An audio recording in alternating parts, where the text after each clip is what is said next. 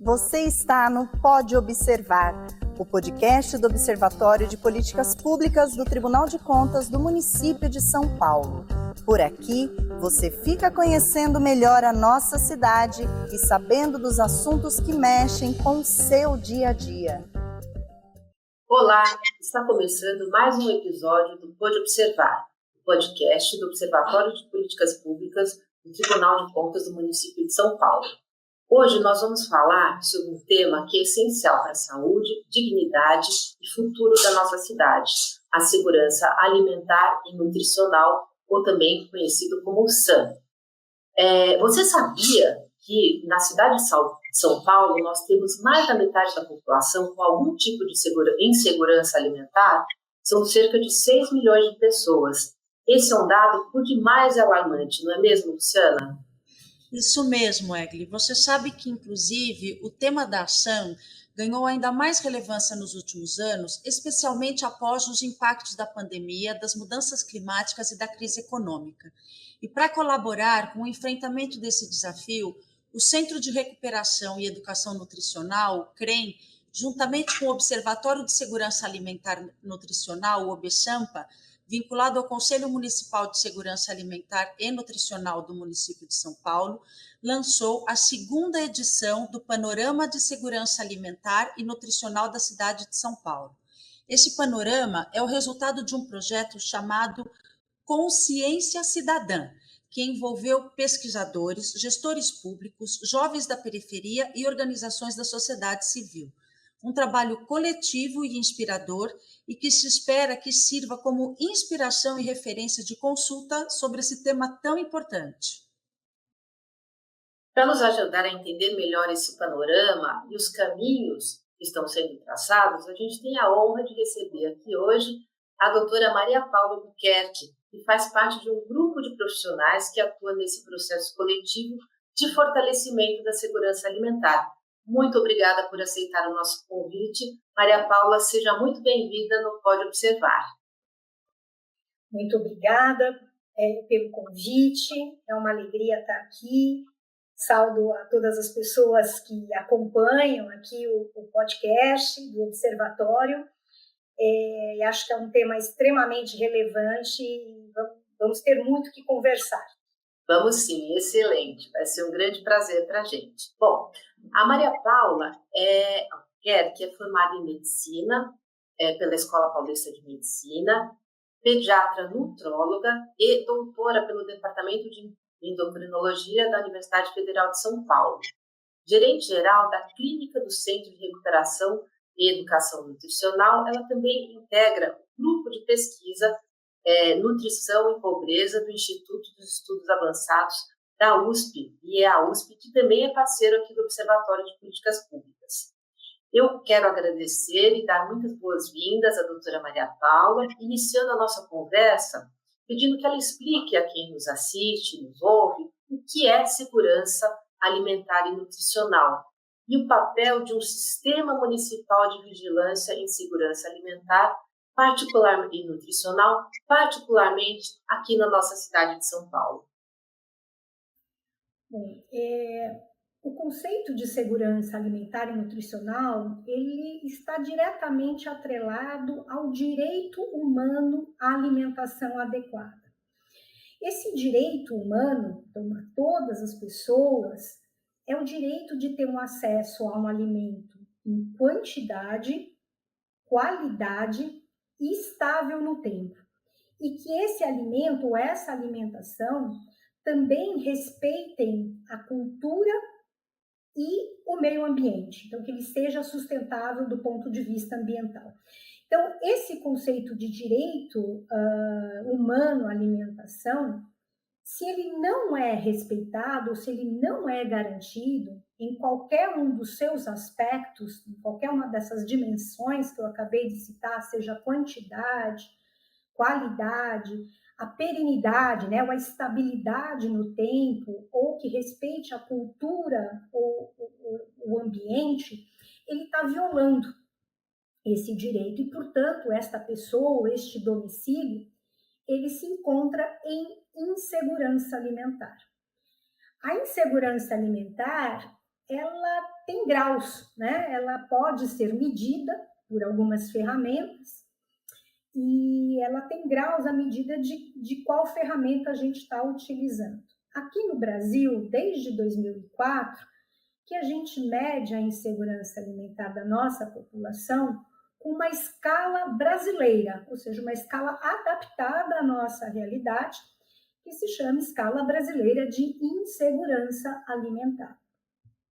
Essa escala, ela nos ajuda a entender os graus de insegurança que um domicílio ou que uma determinada população vive, que pode ser desde uma insegurança leve, ou seja, aquele domicílio tem preocupação com o acesso ao alimento, então, é uma família que não sabe se vai ou não ter condições de acessar esse alimento, seja em quantidade ou qualidade adequadas, até a forma mais grave que a gente também usa o termo fome, que é aquele domicílio, aquela pessoa que pula refeições ou deixa de fazer as refeições necessárias para garantir os seus nutrientes. Então, esse dado que você comenta, né, é um dado feito com a escala brasileira de insegurança alimentar no município de São Paulo, que é um dado extremamente importante, que foi o primeiro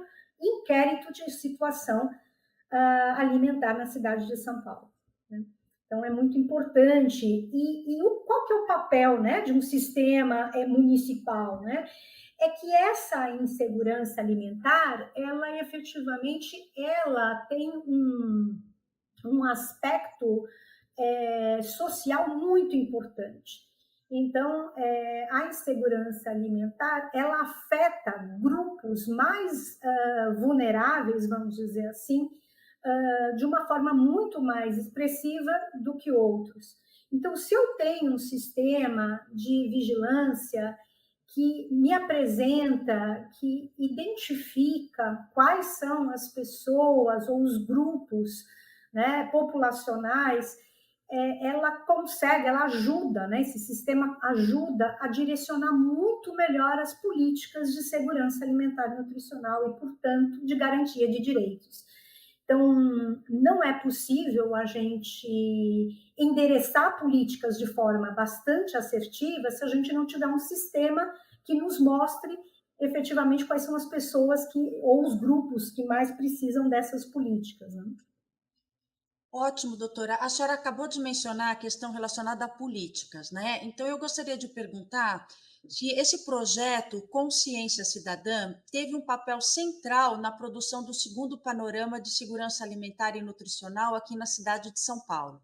Queria que a senhora contasse para a gente como é que foi esse processo e quais foram os principais aprendizados ao envolver jovens da periferia, pesquisadores e gestores públicos nele. Perfeito, Luciana. Então, eu vou dar um passinho para trás, eu vou contar um pouquinho do nascimento, então, desse processo de produção de conhecimento, né? O Observatório do Conselho Municipal de Segurança Alimentar, o OBSAMPA, ele nasce em 2023, como parte já de um processo do próprio primeiro Plano Municipal de Segurança Alimentar e Nutricional. E esse observatório, ele provoca um diagnóstico da situação alimentar da cidade de São Paulo por meio de emendas parlamentares. Né? E aí, em 2024, nasce o primeiro inquérito, como a gente acabou de citar agora. Isso já é fruto desse movimento da sociedade civil organizada, né? Na forma de conselho municipal. A partir desses dados bastante significativos, né, de mais de 50% da população paulistana em situação de algum grau de insegurança alimentar, vem a necessidade de ter um sistema de vigilância perene, né? Porque esses dados eles são produzidos por meio de inquéritos, por meio de estudos, e isso é muito importante, né? Isso tem a sua relevância. Mas há de se ter um sistema que tenha uma estrutura que dê condições aos tomadores de decisão, informações em tempos mais adequados do que os nossos estudos epidemiológicos que muitas vezes são a cada 5 anos, quiçá 10 anos, enfim. Então, a estrutura do projeto Consciência Cidadã, à semelhança do que foi o primeiro inquérito, é uma provocação da sociedade civil, por meio do seu Conselho Municipal de Segurança Alimentar e Nutricional, e foi subsidiado por emenda parlamentar, no caso foi a bancada feminista, e foi executado pelo Centro de Recuperação e Educação Nutricional, o CREM. E esse projeto, ele justamente ele tem esse desenho virtuoso, né? E ele didaticamente, a gente dividiu ele em 2 componentes. O primeiro, que é uma conversa com gestores, especialistas, pessoas afetas ao tema de segurança alimentar e nutricional, e na forma de workshops, na forma de maratonas, foi feita uma construção aí de uma matriz conceitual desse sistema de vigilância de segurança alimentar e nutricional. E o segundo componente, ele traz claramente o conceito de ciência cidadã. Ciência cidadã é um braço da ciência aberta. E ela tem como princípio o envolvimento do público em geral, né? Na forma de atividades de coleta de dados, de análise, de disseminação. Então, esse segundo componente, ele do Consciência Cidadã, ele traz claramente a participação de jovens, né? Como você citou na sua pergunta, de jovens que moram, né, que vivem nos territórios mais periféricos, que são os territórios com maior probabilidade de pessoas em situação de fome, e eles colaboram com o entendimento da realidade do território. Então, o projeto, ele passou por um período de 6 meses, foi um projeto relativamente curto, pela intensidade de produção, né? Mas ele traz essa riqueza de olhares e de colaboração dos vários agentes sociais envolvidos aí na questão da segurança alimentar, até porque esse é um tema intersetorial, então absolutamente necessário que se ouçam, né, que se escutem e que participem todos os atores envolvidos. Excelente. Maria Paula, esse envolvimento do público em geral, aqui quando se fala da ciência aberta, fazendo só um pequeno comentário, aí que se inseriu a questão dos detetives da comida? Foi nessa perspectiva? Foi falar sim. Um pouquinho para a gente, rapidamente? Claro. Foi muito interessante esse projeto. Os Detetives da Comida foi um projeto que nos inspirou a fazer esse recorte com os jovens do território de União Vila Nova, que é justamente um bairro onde tem uma unidade do CREM, né? Os Detetives da Comida é um projeto que foi idealizado para o ambiente escolar. Então, foi um projeto que envolvia os alunos, especialmente os alunos do ensino fundamental 1 e 2, né, mais o 2, de forma que a segurança alimentar e nutricional era o tema central, mas que ele perpassava por todos os conteúdos do currículo da cidade. Então, ciências, história, geografia, matemática. E os alunos eram provocados a entender o que eles comiam, enquanto domicílio, enquanto família, enquanto bairro, e o porquê que eles comiam o que eles comiam. Então, eles foram se apropriando das perguntas norteadoras, né? E esses alunos, eles produziam um conhecimento bastante interessante, tanto do ponto de vista quantitativo, com ferramentas como a ferramenta de consumo que o Sisvan utiliza, que é uma ferramenta bastante utilizada em serviços de saúde por nutricionistas e profissionais da saúde de uma forma geral, e depois uma pesquisa mais qualitativa, mergulhando muito na cultura, mergulhando muito nos hábitos alimentares da família, com o porquê que eles comiam o que eles comiam, né?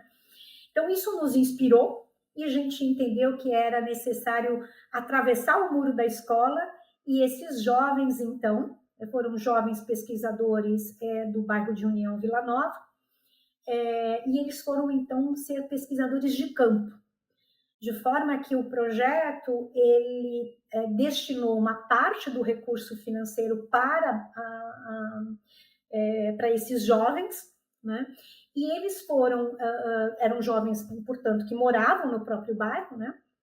E eles foram tentar entender o que o bairro comia e por que comia o que comia com a ferramenta do Sisvan.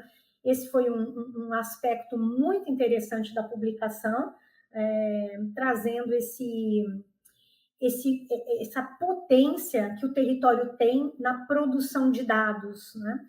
Então, foi um aspecto muito interessante, é um braço muito interessante da ciência aberta, que é a ciência cidadã, e que acredito que a gente possa utilizar mais essa metodologia para a produção de dados. E é uma ciência de verdade, né? Uma ciência legítima de verdade. Bom, excelente. Eu acho que sem dúvida, uma perspectiva, e acho que fica uma marca, né, na vida dessas crianças, né, depois que passam por esse processo, um aprendizado, né. Então, acho que é uma ferramenta de uma potência muito, muito grande mesmo, e certamente que tem que ser amplamente utilizada. E a gente aqui do Observatório, né, Lu, vamos aproveitar o know-how, né, do pessoal do CREM, enfim, do Observatório, para também poder espraiar essa possibilidade para outros temas aí, que tenho certeza que vai contribuir bastante, né? Mas, mudando um pouquinho o foco, falando na questão dos dados, você falou da Escala Brasileira de Alimentação, de Segurança Alimentar, melhor dizendo, né? Que foi construída aqui para fazer essa avaliação da questão da insegurança alimentar. Eu queria te perguntar como é que a governança dos dados influencia nas políticas públicas de SAM, não é?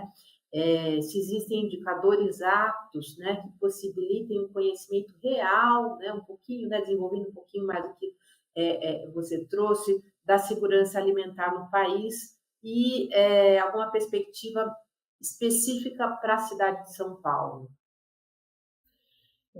Perfeito. Eu acho que eu faria um preâmbulo para dizer, a nível de dados, em termos de políticas de SAM, a gente tem um cenário bastante desafiador, né? A gente tem muitos dados disponíveis, porém não integrados. Essa é uma característica pela intersetorialidade, a interdisciplinaridade da agenda, da pauta. Eles não são integrados, isso é um grande desafio. Existem importantes lacunas em dados locais. Então, a gente tem a questão da produção, do consumo, e, por exemplo, do estado nutricional, de dados de bairro, e hoje a gente sabe que isso é muito difícil de desagregar. Então, a questão do território, da produção local, né, da realidade local, melhor dizendo.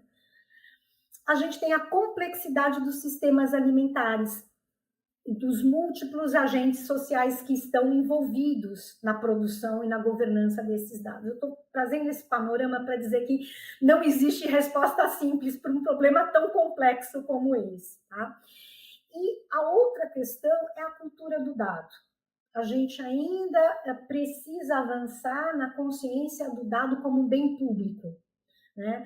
Então, nesse cenário bastante complexo, a governança dos dados, ela ainda é um desafio. Daí a importância, inclusive, de se ter um sistema de vigilância com dados abertos, de forma que os seus conselhos, e que seja distrital minimamente, né? Que seja territorializado. No mundo ideal, a gente teria núcleos menores ainda, né? Mas a gente sabe que ainda estamos na camada ainda dos distritos, e efetivamente que sejam em tempos mais adequados, né, para que os tomadores de decisão e que o próprio controle social, que a própria sociedade civil pudesse incidir enquanto controle social desses dados efetivamente. Então, a gente tem a necessidade de dados de qualidade, dados que sejam abertos, que sejam territorializados e que sejam em tempos mais adequados para a incidência do controle social. Então, esse eu acho que é um cenário que é desafiador, né? Agora, avançando na tua pergunta, né, existem indicadores aptos, sim. Né? O que eu acho que falta, e acho que essa é um pouco a proposta do VigiSan, é a integração desses dados à medida de que o modelo conceitual que o VigiSan traz, como proposta no segundo panorama, é integrar os eixos da Política Nacional de Segurança Alimentar e Nutricional propriamente dita, né? Que é uma política que acontece desde 2006, faz parte da nossa Constituição desde 2010, né? Como garantia de direito, e então, apresenta a dimensão de segurança alimentar e nutricional por meio de eixos, e cada um desses eixos tem os seus indicadores, né? E esses indicadores, eles estão em pastas, ou em ministérios, ou em secretarias diferentes. Eu acho que me parece que é um dos desafios de se estruturar um sistema integrado de vigilância. Então, você tem, por exemplo, acesso à alimentação adequada, incluindo água, educação, processos de educação alimentar e nutricional, a própria interseccionalidade, que é um aspecto extremamente importante em SAM, a produção e acesso dos alimentos, que vai desde onde se produz, as feiras, onde estão as feiras, onde que está o acesso, os programas de SAM e propriamente as condições de saúde, né? Então, cada eixo tem os seus indicadores próprios e está dentro das próprias pastas, das próprias secretarias, né? E esses indicadores, a gente tem experiência na cidade de São Paulo com iniciativas que já tentam integrar esses indicadores, mas ainda de forma compartimentalizada, vamos dizer assim. Né? Por exemplo, é o caso da plataforma Observa Sampa. A Observa Sampa é uma plataforma muito interessante, ela tem uma estrutura interessante, na forma de painéis. Quem vai visitar o Observa Sampa consegue visitar, por exemplo, os ODS, saúde, né? Mas ela consegue desagregar os dados até distrito, né? É um aspecto interessante, mas ela necessita ainda de atualização. A gente ainda tem dados ainda um pouco desatualizados, né? E eles não têm dados de segurança alimentar e nutricional. Esse é um aspecto do Observa Sampa, que pode ser um aspecto a ser agregado, né, na nossa proposta. E a nível ainda federal, mas que aterriza nos municípios, eu acho que a gente tem duas ferramentas a nível de equipamentos do território, que são muito interessantes. Um é a triagem de risco de insegurança alimentar, que a gente chama de TRIA, né, que é a sigla. Essa é uma triagem de 2 perguntas, ela deriva da escala brasileira de insegurança alimentar, e essa triagem ela pode ser feita por profissionais da assistência social, da educação e da saúde, de forma que a gente pode identificar uma família ou uma pessoa em situação de insegurança alimentar. E o próprio SISVAN, né, que é um sistema de informação, de vigilância mais específico da saúde, mas também que aponta aí consumo e o próprio estado nutricional por meio de antropometria. Então, a gente tem indicadores, a gente tem plataformas, a gente tem recursos, né? Agora, cabe claramente encaminhar recurso financeiro, né? Porque a gente vê que essas plataformas, muitas vezes caem, às vezes, né, no desuso, em função de um não direcionamento de recursos para isso, né? Mas na cidade de São Paulo eu vejo dessa forma. Doutora, a senhora comentou a respeito da importância que é a produção de dados, né? E de fato, e ainda abordou a questão que, por causa disso, foram descobertos inúmeras novidades em relação aos estudos feitos, entre eles a questão relacionada às múltiplas realidades locais, aos múltiplos agentes. Então, eu acredito que essa importância do desenvolvimento da cultura de dados como bem público, para que o poder público possa, de fato, se apropriar dessas informações e usá-las a seu favor, como forma de organizar, inclusive, políticas públicas, né? Então, nessa linha, a gente observa no estudo que o estudo que vocês fizeram destaca a importância da interseccionalidade na análise da insegurança alimentar, principalmente ao analisar estudos que discutem a natureza dos dados e a sua relação com o poder e a influência de narrativas algorítmicas.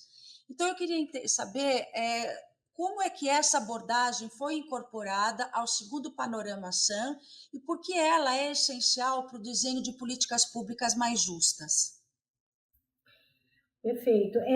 Na verdade, o modelo conceitual que a gente já é onde a política não alcança, não chega. E esse eixo ele já é contemplado na Política Nacional de Segurança Alimentar e Nutricional, né, que é o eixo da interseccionalidade, e ele é afirmado no primeiro inquérito, porque os dados do primeiro inquérito são muito preocupantes, né? As famílias chefiadas por mulheres pretas ou pardas, de cor preta ou parda, tinham 2 vezes mais chance de estar em situação de fome. Se essa família era monoparental, dados de outros inquéritos mostram que essa chance aumenta em 4 vezes. Se existe crianças e jovens até 18 anos, também aumenta a chance. Então, a gente está falando de um grupo que precisa ter um olhar bastante atencioso, que é o conceito de equidade, né? Esse conceito de equidade ele tem que estar no cenário da identificação dessas pessoas. Então, o documento, né, o Panorama SAM, ele traz isso em toda a sua narrativa, né? Seja começando com os dados do inquérito e trazendo esse recorte, seja apresentando, por exemplo, a escala brasileira de insegurança alimentar e nutricional para a população indígena, que é um capítulo muito interessante que fala especificamente da população indígena e como a gente deve adaptar o método à população a ser estudada, a ser investigada, né? Porque a gente tem que ter essa clareza. E aqui eu queria trazer uma ressalva de uma população que, infelizmente, a gente não conseguiu avançar e que a gente ainda não tem dados, que é a população em situação de rua. Essa é uma população que claramente sofre diversas violações de direito. Sabemos que nós temos um número expressivo de equipamentos e de políticas voltadas para a população em situação de rua, mas nós não temos ainda clareza do grau da situação de insegurança, de estado nutricional e de outros eixos, outras dimensões, vamos dizer assim, né, dessa população. Então, assim, há de se olhar com bastante cuidado para essa população. A questão dos territórios, né? Não só de gênero, raça, cor, idade, mas também os próprios territórios mais marginalizados, os mais periféricos, nas franjas da cidade. O inquérito mostra, por exemplo, que 70% das pessoas que estão em situação de fome, né, ou seja, insegurança alimentar grave, estão no extremo da Zona Sul e o extremo da Zona Leste. Então, são aspectos bastante importantes. Então, eu acho que o documento, né, o panorama, ele traz essa sensibilidade e esse desejo, claro, de fugir das médias, de fugir desse olhar de média, porque para para o tema que estamos trabalhando, o tema que estamos conversando, a média não existe. Não existe média em fome. As pessoas elas têm esse aspecto aí de características que as deixam numa situação mais vulnerável para a fome, né? Eu acho que é fundamental essa questão de pensar nas vulnerabilidades, né? E o que você diz agora, encerrando essa resposta das médias, né? Sem dúvida, é uma questão que a gente não pode trazer para a segurança alimentar e nutricional. E a população em situação de rua também é uma questão muito delicada. Aqui no Tribunal de Contas do município, a gente fez uma auditoria operacional sobre esse tema, com questões muito importantes, muito relevantes. Foi objeto, inclusive, também de um episódio nosso do podcast, e é um segmento que, infelizmente, cresce a cada dia e que a gente tem que ter um olhar, né, específico. É um desafio terrível, né, um desafio muito grande, né, lidar com essas pessoas, mas a gente tem que encarar esse desafio. Certamente a questão do SAM passa por aí, não há a mínima dúvida sobre isso. Mas eu gostaria de fazer acho que a gente está indo quase que para o final, ainda mais uma pergunta, que diz respeito às políticas públicas, né, fundamentais para o direito humano à alimentação adequada, e o fortalecimento do SAM, mas eu traria aqui, pensando nessas políticas públicas, duas questões também, que eu acho que perpassam pelo que eu tive a oportunidade de ver no panorama e no lançamento também, que é a questão da obesidade e das mudanças climáticas, né? Então, a gente sabe que isso está tudo muito relacionado. Então, gostaria de ouvir um pouquinho a respeito. Perfeito.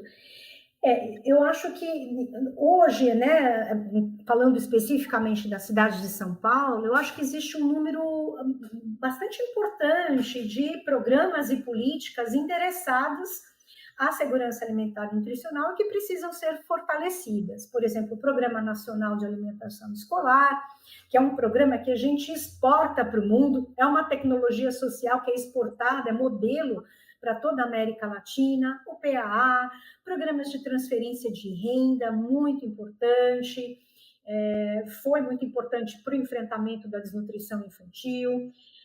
A nível de programas mais específicos do município de São Paulo, a gente tem equipamentos de segurança como cozinhas solidárias, cozinha rede escola, armazéns solidários.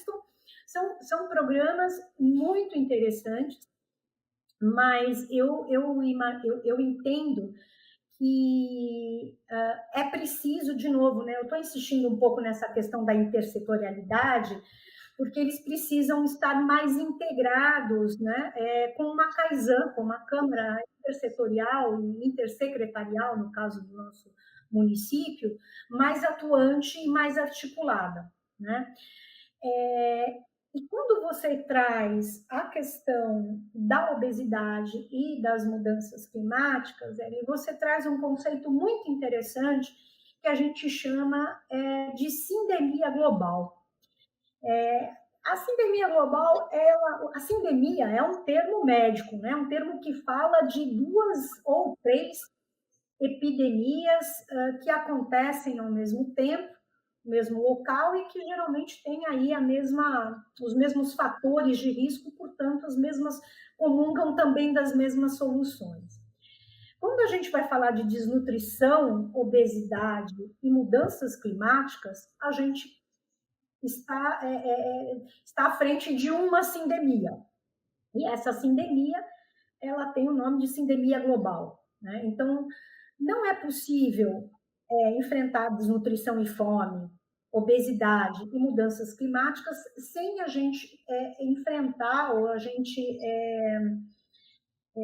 ressignificar a forma como a gente produz os nossos alimentos, como a gente acessa esses alimentos, né?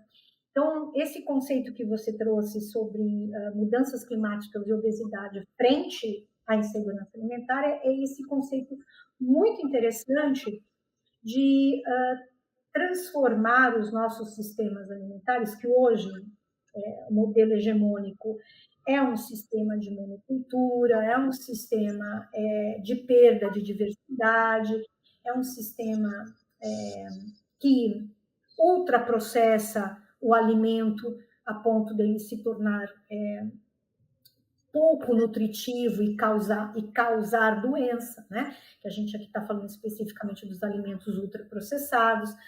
Então,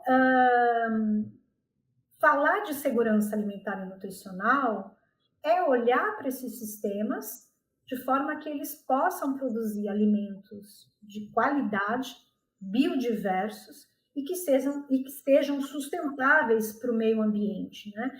Então é uma agenda única se a gente for colocar todos esses 3 elementos que são absolutamente interconectados e interligados, né? Numa agenda única de enfrentamento da má nutrição e em prol de sistemas regenerativos, né? E aqui vale lembrar que a gente tem, no contraponto dos sistemas alimentares hegemônicos, de monocultura e de commodities, a gente tem a agroecologia como uma opção bastante sustentável e razoável para a produção de alimentos. Maravilha. Mas, meninas, infelizmente o nosso tempo está chegando ao fim. Então, nós queremos agradecer imensamente a doutora Maria Paula de Albuquerque por compartilhar conosco tantas informações tão valiosas, tão relevantes sobre a segurança alimentar e nutricional em São Paulo. Muito obrigada por sua participação, doutora, e fique à vontade para destacar algum ponto que não tratamos aqui na nossa entrevista. Obrigada, Luciana, obrigada, Eri, foi um prazer estar aqui com vocês. Eu acho que eu poderia dizer para as pessoas que nos acompanham que nós estamos caminhando para a construção do 2º Plano Municipal de Segurança Alimentar e Nutricional na cidade de São Paulo. Esse plano está um pouquinho atrasado, né? Nós tivemos até 2020 o primeiro plano, e nós estamos agora em construção e ele precisa da participação da sociedade civil. Ele é necessário, né? Que então a sociedade, por meio dos seus conselhos, por meio da consulta pública, que ela se envolva, porque esse plano vai ser fundamental nos próximos 4 anos para a garantia da segurança alimentar e nutricional de todas as pessoas que moram na nossa cidade. Então fica aqui um convite para o engajamento de todas as pessoas que nos ouvem. Então, bora aceitar esse convite, né? Nós aqui do Observatório, aqueles que nos ouvem, nos assistem, né? Vamos reforçar aí pela importância, né? Por tudo que foi dito aqui, de extrema importância, não há dúvida. Bom, eu agradeço também ao nosso operador, o Fernando Ferri, ao jornalista José Brito, pela produção. Um agradecimento especialíssimo à nossa professora Maria Paula, por estar aqui com a gente, evidentemente, a todos que nos ouvem, né? E assistem, e também para dizer que quem quiser assistir novamente esse episódio ou assistir os episódios anteriores, que podem nos acessar pelo canal do Spotify, né? Ou pode observar no canal do Spotify, ou pode entrar no portal do Observatório de Políticas Públicas em observatório.tcm.sp.gov.br. Mais uma vez, muito obrigada, Maria Paula. Foi um prazer tê-la aqui, prazer imenso. E até a próxima, pessoal!